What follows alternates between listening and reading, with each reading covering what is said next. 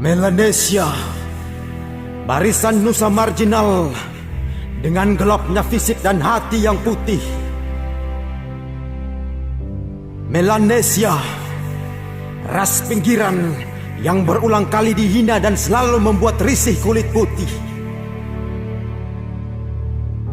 Ketika Muhammad Hatta tak menghendaki Papua bergabung dengan Indonesia dikarenakan alasan keterbelakangan dan perbedaan ras dan suku bangsa, namun Soekarno dengan nada berbeda menarik Papua sebagai ujung timur Indonesia yang kemudian hanya sebagai dapur bagi pusat negara. Persoalan Papua bukan hanya tentang kesejahteraan, tetapi juga tentang sejarah. Papua bukan saja tentang koteka, tetapi tentang barang langka bernama keadilan dan cinta. Bhinneka Tunggal Ika hanya semboyan omong kosong. Bangsa kulit hitam selalu termarginalkan di republik hasil gotong royong. Indonesia terlalu jahat bagi kehidupan orang-orang tradisional. Indonesia terlalu kasar bagi anak-anak pinggiran yang berbeda ras dan kultural.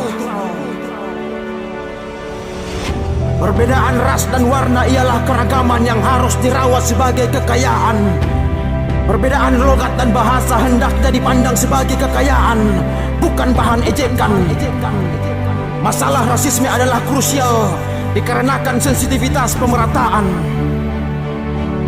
Luka membekas tak diperbaiki, kenapa malah diperparah dengan ketersinggungan?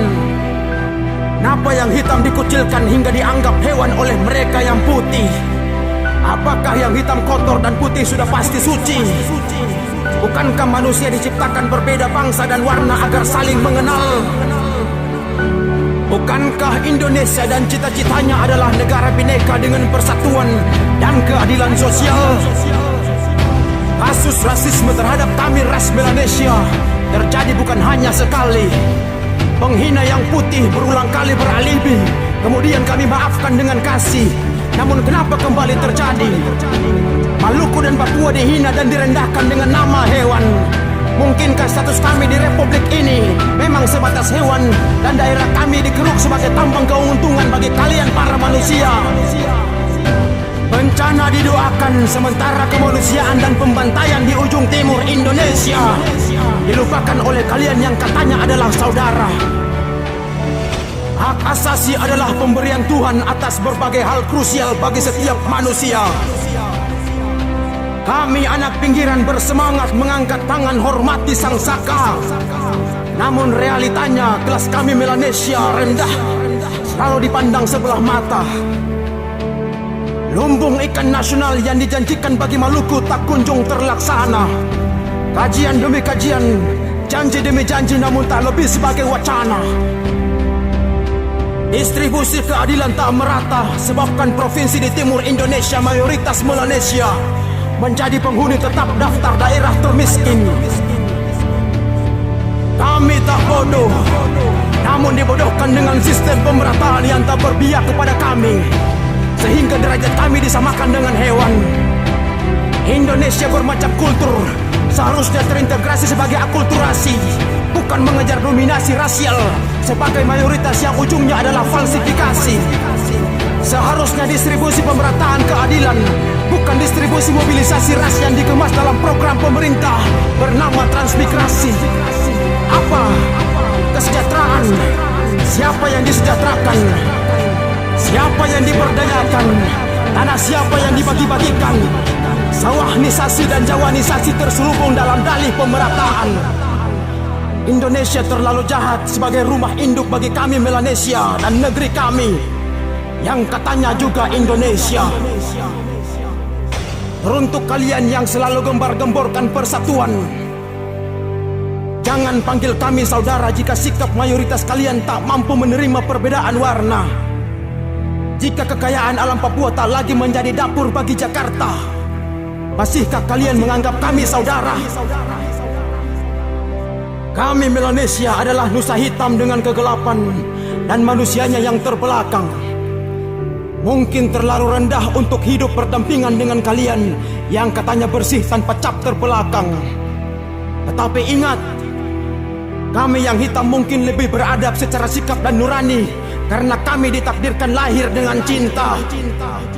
Boleh jadi nasionalisme kami kepada Indonesia lebih baik daripada kalian yang putih, walaupun negeri kami gelap gulita. Jika tak sudi menerima dan tak mampu hargai perbedaan, pulangkan saja kami kepada keluarga kami di kawasan Pasifik, agar kalian yang putih hidup tenang tanpa gelapnya kulit kami yang hitam seperti hewan dan daerahnya yang banyak terbelakang tanpa listrik. Kami wilayah timur, Maluku Utara, Nusa Tenggara Timur, Papua dan Papua Barat terlalu identik dengan keterbelakangan yang mungkin sebabkan Indonesia tak beranjak naik dari status berkembang. Oleh karenanya, mungkin keterasingan terhadap kami adalah halal dan keharusan. Bagi kalian ras mayoritas yang telah maju tanpa embel ketertinggalan, saudara-saudaraku, sesama Melanesia yang masih punya cinta dan masih terbelakang, jagalah negeri-negeri dan saudaramu,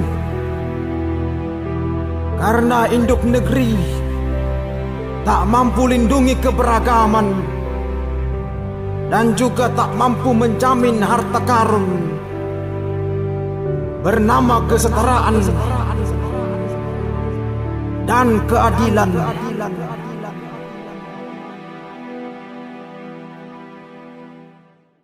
Ada ibu dosen yang mengatakan kepada saya bahwa itu kenapa ya kalian orang Papua badannya bau, dekil.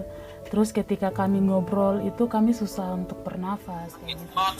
Ya kita mana? Bon anjing kawar lo tebal kok goblok. Tangina. Siapa yang bilang tadi? Saya muka Anjing bibirnya tebal goblok.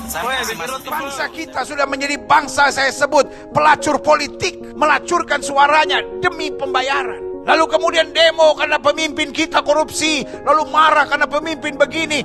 Kau juga pelacur politik. Kau hanya mau memilih orang yang bayar kau. Sebagai hamba Allah, saya hanya mau ingatkan buat saudara, orang-orang Kristen, anak-anak Tuhan, jangan mau terima uang haram seperti itu. Belajar jadi orang Kristen yang punya harga diri. Tapi saya miskin. Miskin bukan berarti kau harus jadi pelacur politik. Saya nggak mau Indonesia rusak hanya karena pelacur politik yang menerima 100.000. Lalu pasangan lain kasih 150.000. Oh, kok dia kasih lebih banyak.